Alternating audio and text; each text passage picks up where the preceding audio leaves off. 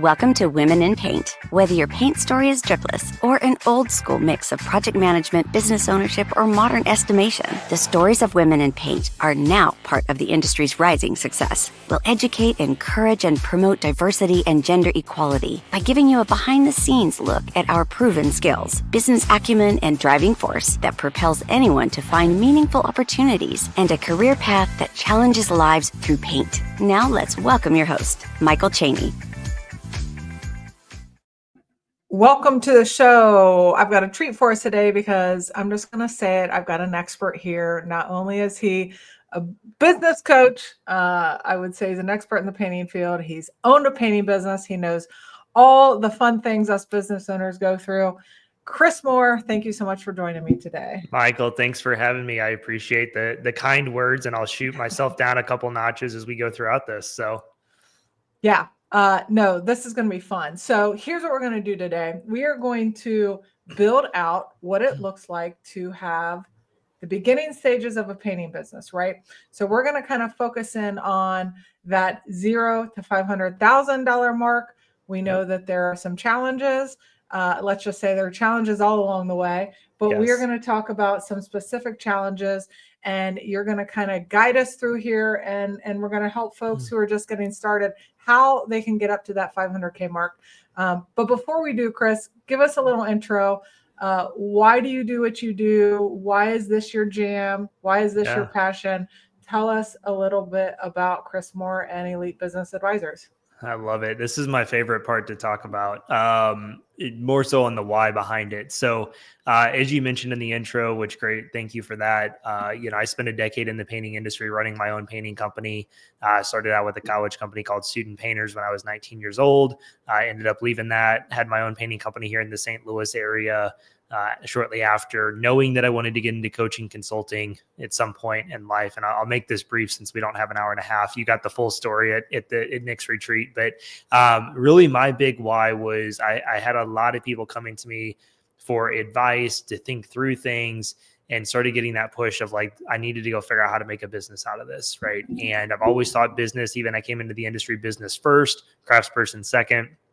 I knew I wanted to get into it, and honestly just realized I could have a much larger ripple effect on the industry and honestly homeowners, right? I think that was my why with my painting company, was to be a professional, to communicate, to give a good quality paint job at, fair prices. And, but I could only influence so many people doing that. Right. And so being able to reach out, we have clients all over North America now, all in the painting industry that we work with and help on their business. And so the ripple effect for me is really the why. And I love sharing the victories. Entrepreneurship can be tough. It's a journey, as you said, Michael. And I love being able to share those victories and see great human beings accomplish great things, provide great services to homeowners, and also provide a great place to work and just influence communities all over the country. Yeah, that's wonderful. And, you're a business owner, so you understand what it's like being a business owner. You understand when you have to look at, say, your own prices, and you have to maybe adjust to the market or whatever the case may be. And so you're not only helping folks like me be successful in the industry, you're growing and learning and implementing many of these things that you're teaching right in your own business, which I think it's a different feel when you get to talk to someone who knows who knows what you're dealing with. So all right, let's just jump right in this. So we're going to focus on businesses 0 to 500. We know that there are a lot of them out there. We know that we all started at that point. We had to start somewhere. And so let's kind of talk about some of the challenges you see early on, and let's give some tips and tricks on how to overcome those challenges. Yeah, no, that's great. So you said we have an hour and a half for this one, right? No, so I think for me that I kind of thinking through this, a couple of the challenges that I would hone in on in the beginning, right? And I'll kind of narrow in on the zero side of the 0 to 500 first is number one, consistent work, right? Being able to market and get enough work to stay busy consistently. If you're by yourself, goal number one is have enough work to keep you busy all the time. Right. And then you get into that. Okay, I need to hire somebody. What does that benchmark look like? For a reference point, we always kind of say 6 to 8 weeks at your current capacity. Some markets are different. I know Chicago is a very weird market in some ways that people don't want to wait more than 4 weeks for a paint job. Right. Whereas, Yeah. and I'm here 4 hours south of Chicago, and people will book out 8 to 12 weeks and not think twice about it unless there's that pressing need, selling a house, buying a house, graduation party, something like that. Right. So understand that it's kind of flexes depending on your market and your demand. But 6 to 8 weeks is a great benchmark, because if you're by yourself, you have 6 weeks worth of work, you hire somebody, that shrinks down to maybe 4 weeks for both of you guys, maybe 3 if they're very experienced, right? So I think getting consistent work and understanding that kind of dance of when do we hire another painter, right? Even when it's you and one employee, you're going through that same song and dance again to when do we hire the second one? How busy do we need to be? So a lot of that really just comes back to consistent work and marketing your businesses. Yeah, I like the idea of having that baseline of the 6 to 8 weeks, right? Yep. Because I think as a single operator, that feels pretty good, 6 Yeah. to 8 weeks. Okay, that Yeah. feels good. Yep. It's not too stressful. You've got another job. So I guess, the question is, how do you get the 6 to 8 weeks? We talk Yeah. about marketing, and Yep. I'll just say early on in my journey, marketing was like a scary thing. Oh my gosh, is it expensive? Do I need to pay for it? Yep. The short answer is no. There's lots of free, or I'll Yeah. say sweat equity. Yep. Yep, sweat equity into it. Yep. But when someone wants to build out their schedule 6 to 8 weeks, what are some quick things that they can do to get that going? Yeah. So I think a couple of things I look at is, I'm glad you said sweat equity. Number one, if you've just started your business, right, you're not going to have a deep previous client base to build upon. But maybe you're somebody listening to this that has been in business for 3, 5, 7, 10 years, maybe by yourself, and now you're ready to actually start growing it. Right. So that can kind of depend on this answer a little bit. But one thing that we look into is, even if you're newer, start this now, build relationships, and have a way to keep in touch with your previous clients. We recommend doing a once a month value add email campaign to all of your previous clients. And I emphasis on value add. 80% of the email should be what's valuable to them as a homeowner or a resident in your market. 20% of it's about your company, right? So it's not a company newsletter. It's not, things that people are going to just delete. On average, people that do this have a 65% open rate, which is 6.5 times the national open rate for email campaigns, right? And so just keeping top of mind with them, right? Just doing that once a month. MailChimp is free up to so many contacts, and then like $20 a month, right? It's a great service, easy to do. So just finding ways to keep in touch and build that relationship to not forget about your previous clients. The other couple of things I always look at, you said sweat equity, Michael, networking. Right? Yeah. Go connect with people. Be intentional to connect with contractors, real estate agents, designers. You may have to sift through a few of them to find the ones that really share your values and are a great asset for you. And that's okay. Know that going into it. But also, when you go to a networking event, if you focus on residential repaints, most people there could be a potential customer. Right? Yeah. I've went to networking events and left with an estimate the following week for a $7,000 cabinet job. Right. But then I've also made relationships that led to 1 or 2 estimates every month for the next 2 to 3 years. Right. Yeah. And so I always say it's a long-term investment with short-term upside. Right. Yeah. So get involved in networking. And then the other thing I think, without going and building out a whole marketing plan right here is door to door, not necessarily cold calling and knocking, but taking advantage of the neighborhood, right? Every job you do should have a lawn sign in it, and you should have 100 to 150 door hangers in the houses around that house.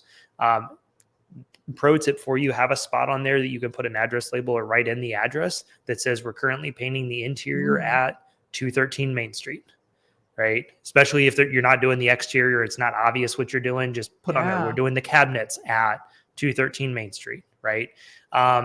Everybody always says, oh, we're working in your neighborhood.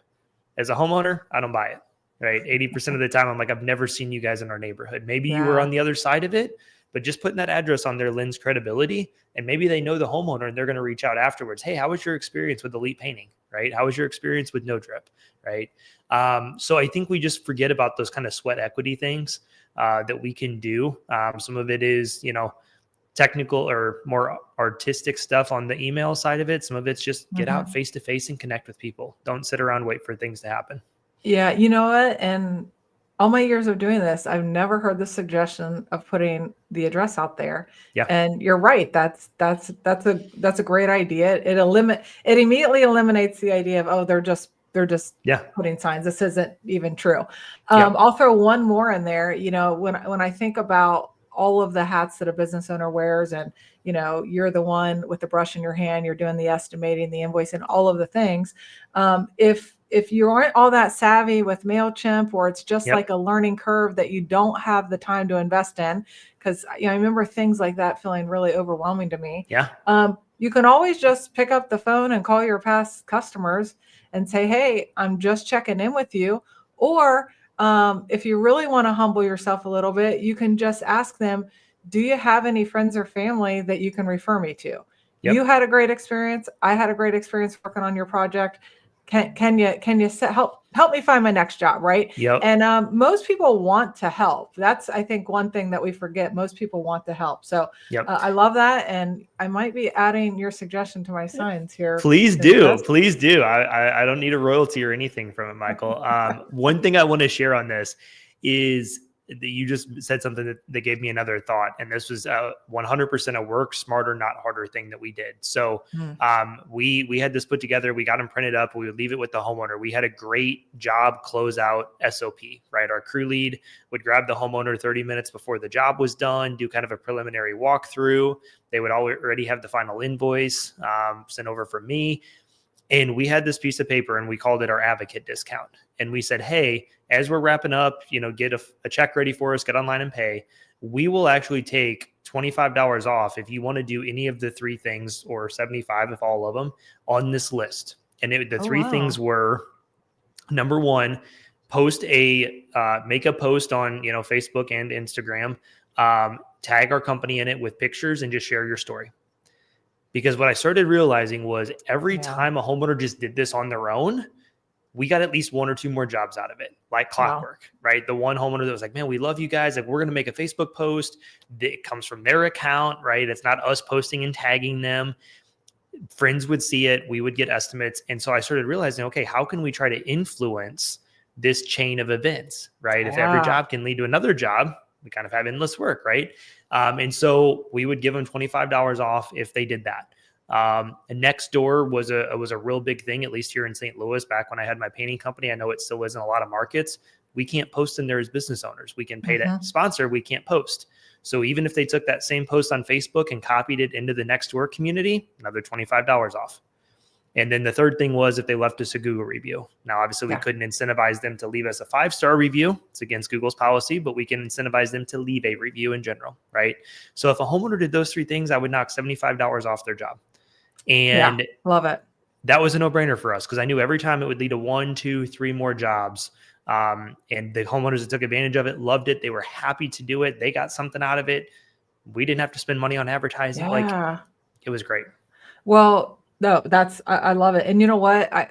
Look, you were right. We need an hour and a half, Chris. I know we might. I'm like, oh man, we're already halfway in. Okay, it's fine. We haven't even scratched the surface. But one thing I want to just bring a voice to is that starting off early, you're afraid to spend any money. So if you think about, okay, I just did this project and I'm going to potentially give $75 off if they do all three things, you got to change your mindset around that a little bit, because if you were to pay for the leads, or you're going to be paying a lot more than $75. And those three things it's like the gift that keeps on giving. So 100%. Let's move on, because again, we're trying to help people get to this 500K. Yes, no, you're good. Let's talk about something else that has often felt very scary for me. And that is cash flow and pretty much anything financially related. Yes. So cash flow, financial strain.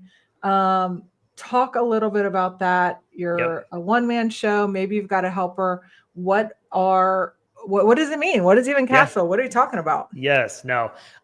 So I think the couple of things. One, everybody always gets in business because they have to make money, right? But the one thing that we always don't pay attention to is like being intentional about that, being proactive with it, right? Understanding the numbers. It's just kind of like, the checks aren't bouncing. I can at least pay myself something. This is okay. And it's like, well, yeah, but If you want more from it, or if you want to grow, we need to plan ahead. Right. Yeah. And so, yes, again, as you're starting out, until you really get that consistent work, it can be a little bit of a roller coaster, right? And understanding that, yeah, like you said, the mindset of spending 75 at the end of a job, I like it because you're only kind of spending money when you have money coming in, right? You're not just spending money and hoping that something happens with it. But I think the foundational piece of it, this could be a whole episode in itself, is job costing, right? Nick Slavic talks about it all the time. I'll live and die on that hill forever. I don't care if you're a $7 million company, job cost every project you do, right?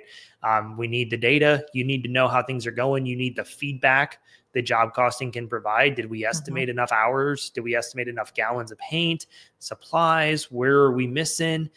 Whether you're a one-man show by yourself or whether you're, again, a $7 million company, we need to know that data. It's the only way we're going to get better. It's the only way we're going to grow. And it's the only way we can know how to grow when we know what our numbers are. Right. So I put cash flow and financial strain as kind of a challenge because what I see happen, there's a point in business where you have to kind of push past the ceiling, right? There's cost to operating a business. You need insurance. You need to maybe advertise or spend some money there, right? You have fuel, you have, wages, like you have all these costs, especially on the overhead side of it. When you're by yourself, unless you have virtually zero overhead, it's really hard to make enough money to pay the overhead and pay yourself what you want. Again, you hire a painter. So we see for most people, the hardest financial spot you're ever going to be in is when you're at zero employees or one painter, because you need to generate enough money to kind of push past that overhead, if that makes sense. And a lot of times that comes in at painter number 2 is when you starting to see, okay, now we're getting a benefit from it, right? Yeah. One perspective I have to share on this, because I see this a lot with people that we work with and throughout the industry, is there's a mindset of a painter costs me more money. Correct. But if we're going off industry averages, an average painter should produce $10,000 a month for you. And you're going to pay them probably on the upper side of it 4, right? Maybe 3 if they're inexperienced and you're paying $15 an hour, maybe 4, somewhere in that ballpark. So technically at that point, every painter you hire, yes, there's the materials that go in with the 10,000, but every painter you hire should net you $4,000 to $5,000 in gross profit. Yeah. Right. So it's that mindset shift. Yeah, exactly. Right. It's that mindset shift that people have to think about.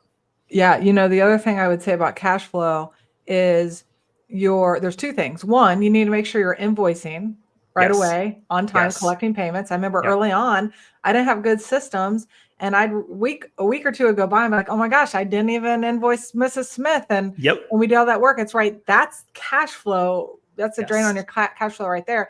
And then the other thing I would say is you do have to be selective on the type of work. The best case scenario for cash flow is residential repaint. Provided you've got a good invoicing system, you do the job, they pay you right then and there, right? The harder jobs to I think do that put a strain on your cash flow are the ones that maybe you're not getting paid for 30 days, right? Maybe you get your deposit, which helps kick the job off. But if you're waiting 30 days, I would say I learned some of that the hard way, where it's like, I'm checking the mailbox every day. Did the check come? Did the check come? And so I think you have to be a little bit selective on even what type of jobs that you're going to tackle. 100%. Let's talk about W-2 model. You know what? I want to throw W-2 versus submodel at you. I don't really know what your take is on this, but often when people are wanting to add folks to the team, that's the question. Do I make them employee? Do I do the sub route?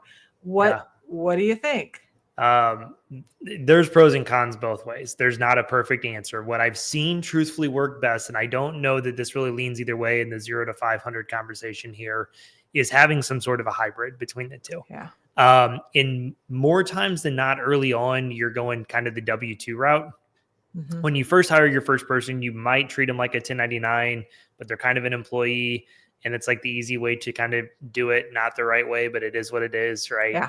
But typically, again, there's pros and cons both ways. So what I would say the pros and the cons here is what I'll share The pro to having in-house people is you can manage it, you can train them. Yes, that can be a con as well. You have a little bit more control over those things. The hard part with that is when you're nearing over that probably 300 to 400,000 range, you're going to probably need 2 crews to get to 500K, depending on how efficient they are, if you're still painting as the owner, that type of stuff.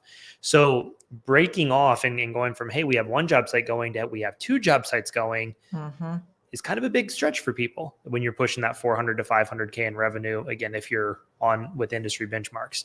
So that can be a challenge. The nice thing about the sub route is they should be a little bit more self-reliant, need less from you. So it a lot of times can be easier to manage that. What we see with people that are on the sub model, especially in that 0 to 500,000 range, is if they're all subs, what they do is they sell a job and they're producing it in 2 weeks. You don't build up that backlog. And so you'll have big roller coasters in your revenue and your profit of, hey, we sold 80 grand and produced it this month, but the following month we only did 30. Right. It's instead of a little bit more, hey, we're doing 50,000 consistently because we have 5 painters and we're tracking for that, 500,000 or a little bit beyond. It's a lot more of a roller coaster. It's the ups and downs, right? Because we're just selling it. We have subs that can produce it in 2 weeks. And so again, they have great months and then we have really terrible months, and it's hard to get that consistency unless you're just willing to schedule people out 3 to 4 weeks. Yeah, that makes sense. So it could be like a big jump in your cash flow when you're knocking all that out, but then you might have a lull. I guess the benefit to that, though, is if you're using subs and you just don't have work, well, they can you don't have as much expenses, else. right? Yep, you have the overhead. So there is some benefits there. I think if you're going to go with the W-2 model, one kind of system that I would really recommend having in place is what we call an apprenticeship pathway. It's how do you take a green painter with no experience into a crew lead? What are the pay levels along that journey? We have 5 of them, is what we put together for our clients. And what are the metrics and competencies at each of those levels, right? To where I literally would hand that to somebody and say, hey, you're starting here, but you can be a crew lead whenever you want. It's not tenure based. You don't have to be here for 5 years. I had somebody that was 19 years old, 9 months, he was a crew lead. Because he just was coachable, he was hungry, he wanted to learn, and he wanted to make probably $23 an hour at the time. Yeah. And so great, he knocked off the metrics, and the conversation became, hey, what do I need to do to get to the next level? Here you go. We had it documented, right? So when you have systems like that, when you have structured reviews in place every 7 day, 30, 60, 90 day for new employees, and then every 90 days after that, you can manage employees. When we don't have any sort of structure and systems in place, the W-2 model might be kind of hard for you, right? Yeah. Yeah. So we're actually heading right into the next topic here, which is, so you get a crew leader on board. It makes you as the owner more flexible with your time, right? And then you might be able to start shifting from working in the business to working on the business, and build that out for us. What exactly does that mean? If you're working on the business, what should you be working on at this dollar amount? Yeah. So I think, truthfully, if you're on the W-2 model, make sure you've got this apprenticeship pathway in place, right? It's putting together things that might take a couple of hours to sit down and document, right? It's documenting your SOPs. Hey, what is our process on how we do an interior paint job, how we do a set of cabinets, how we do an exterior? You're going to have an SOP for walls only, wall ceilings and trim, because the order in which you produce that job is going to be different based on the scope of work, right? So, having your SOPs in place, spending time on your numbers, right? There's a time in a season to grind in your business, but if you have 3 to 5 painters and you're not as needed in the field, like, you shouldn't be doing estimates at home on the computer and doing your numbers at 9 o'clock at night. Maybe that's kind of your overflow. And again, there's seasons that we all go through as business owners, but I see way too many people that that's just the norm. And I'm like, no, let's get your business in a spot where you can do that stuff during the day, actually. Right. Yeah. Having an 8 to 5 as an entrepreneur is kind of an oxymoron, but how do we try to keep it consolidated into that range? So understanding the numbers, having the systems in place, doing the marketing, the networking, those types of things that we talked about, just not being stuck in the day-to-day on the brush necessarily. Yeah. And I'm going to give a little SOP hack. Yes. And I'm just going to say, thank God for ChatGPT. So, Yep. you know what? If like documents and SOPs aren't your jam and you don't have any experience doing it, the hack is create a simple list, step by step. You do this, you do this, you do this, right? You might have 10, 15 things. Maybe you want a SOP for cabinets. Put that in ChatGPT and tell ChatGPT, create an SOP for my cabinet finishing reprocess. Here are all the steps. And it'll get all cleaned up for you, and it'll look like a real SOP, right? It will. It's great. I love it. Leverage technology. And I think another thing we've seen some people do, if you have a couple of painters, maybe you have a crew lead, right? And you're starting to just now really get your SOPs documented because you've always been there before, right? Have them do it. Like, and I know that sounds weird, but you're like, hey, will you just document the order in which we produce our jobs? And then you at least have something that's 70 to 80% put together, and then you can take it and tweak it, right? Or maybe you say, well, we're doing it this way, but we really need to do it this way. That's a great training moment. It's a good awareness for you. And sometimes getting input from the people doing it every day can be helpful too.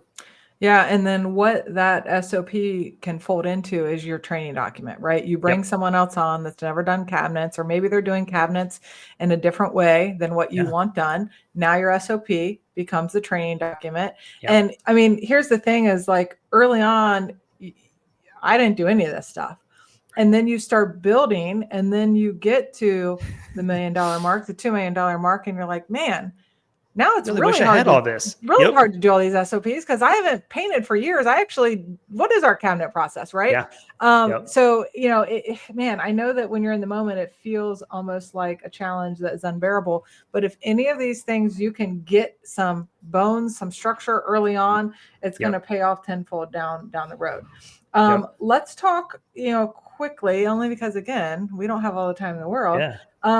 What are some systems that are needed? You know, one of the things that I didn't know when to break free from was, when do I give up QuickBooks? And let me say, I'm not a QuickBooks expert, don't like it, don't fully understand it. Early on, I'm like, man, I can't spend whatever dollar amount on an accountant. And then when I finally did, it was the best thing I ever did for the business. But when do you think about bringing on accountants and other people to help? Yeah, I think when you put your first dollar in the bank account, truthfully, easier said than done, right? Here's what I've realized, and I'm going to not go off on a tangent for sake of time here, but this is so near and dear to my heart. QuickBooks is deceiving if you don't understand accounting. And what I mean by that is everybody thinks, well, the software knows. The software's telling me that this goes here, so they just start clicking buttons, right? And we've taken over, you know, we have a whole kind of wing with some of our clients that we'll take care of their bookkeeping and payroll stuff in house. We have some named Crystal. She's amazing for this. But every time we take it over and they've done it themselves, we spend hours cleaning it up, which is cost that like, it was almost cheaper to just let us do it the right way first, right? Because now we have to go back and undo all kinds of stuff and like play this spider web of games. But we've also had a lot of times where we've actually been able to go back and get our clients refunds on taxes from previous years because their books were wrong. And they paid way more in taxes than they should have because something was miscategorized or something was done. We had one client that got the EIDL loans during COVID. And because it was income that came in, for whatever reason, they accidentally classified it as business income. So they paid taxes on almost a $60,000 loan that they shouldn't have. Oh, right? wow. And we looked like heroes. So there are benefits to paying a little bit of money to somebody that knows what they're doing, because in the long run, it's going to save you money, whether it's on your taxes, whether it's on headaches, whether it's on somebody going through and cleaning it up. And fun fact, your taxes cost less when your books are right from the beginning and they don't have to go in and clean it up just to do your taxes. So the sooner the better. Again, I know it's an expense, but the sooner the better. If you have somebody that can even just review it quarterly, maybe that's a good hybrid. You do the day-to-day and then somebody can just kind of review it quarterly, help set stuff up for you. Just lean into somebody that's an expert, because it's one thing you don't want to mess with. And we've seen it go wrong more times than right. Right on. There's one topic we have to touch on because it's so important, and it's production rate estimating and getting rid of the feelings or the guesstimating. My personal experience in this is that if you don't figure this out early on, It's hard to bring in another estimator because now you've got maybe 1 or 2 people guesstimating. It causes problems on the production side. What is production rate estimating? How do you figure it out? How do you implement it? Give us some insight on that. I think the great thing about the PCA world and this community that we're involved in, a lot of people are willing to share, right? They're willing to share data because that's not something, unless maybe you're in their backyard, and more times than not, people are still willing to share, right? So number one, if you're really at a loss, talk to some people that are willing to share what their production rates are for their company. What I mean by production rates isn't necessarily the hourly rate, but how many square feet per hour, right? Or what is this translate into? And I think it's just, again, it's paying attention to your job costing to get that feedback, but also just trying to get systematic with your bids. And to the degree that when we did our interiors, we did not have we had production rates for a bedroom. And to me, I didn't care if it was an 8-foot ceiling or 9-foot ceiling. And I didn't care if it was 10 by 10 or 14 by 14, right? If it was larger, maybe we'd start adding a little bit of time onto it. We estimated 6 hours for 2 coats on the walls in any size room, whether it was an office, a dining room, anything in that size range.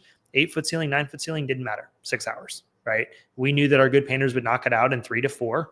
We had some buffer in there, especially if we had apprentices on there. And that was prep, spackling nail holes, moving furniture, outlet covers. That was everything, right? And so it was easy for me to go to my estimates and just, 3 bedrooms, that's 18 hours, 5 gallons of paint, move on, right? So it's just having the standard together to make your estimating easy, consistent, predictable. And like you said, Michael, it helps you train somebody when you get to that level down the road. So connect with somebody if you really are lost on it. If nothing else, just start paying attention. How long is it taking us to do things? Right. And get some feedback from there and grow with it as time goes on. Yeah. When I first started trying to put together production rates, it was actually before the PCA and all these other estimating systems provide it for you. But I would bring someone in and I would time them. I'm going to time them on how long it takes them to paint this door. And that became our starting point, and we developed pricing from there. Since we are about to wrap up this episode, I have a question for you that I like to end every episodes with.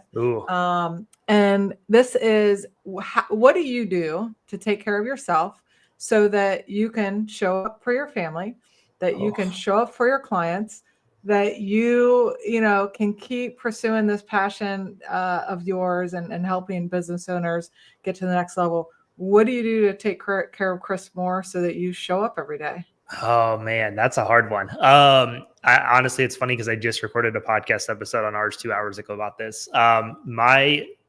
The most impactful thing for me right now has been having a solid morning routine, waking up early and having time for me to do the big rock things I need to do, reading, spending time in the Bible, just having some peace, maybe 30 minutes to catch up on some emails and do a little bit of work before kids wake up, before I have to go start my day. That to me has been the best self-care thing. It's been missing the last few years as we've had 2 kids over a couple of years span. So just we're now getting to a spot that I can really do that. But honestly, for me, Michael, that's been the most transformational thing recently. I'm with you. Morning routine. There's a lot of power in it. A lot of, it's all about being consistent. So I'm there with you. All right, listen, we're wrapping this up. Join us for our second episode. Chris will be here with me. We want to see everybody back. Our next episode is going to be the $500,000. No, we're way past $500. $500,000. Way past 500. Up to $1 million. We're going to talk about some of the challenges. So we will see you here next time.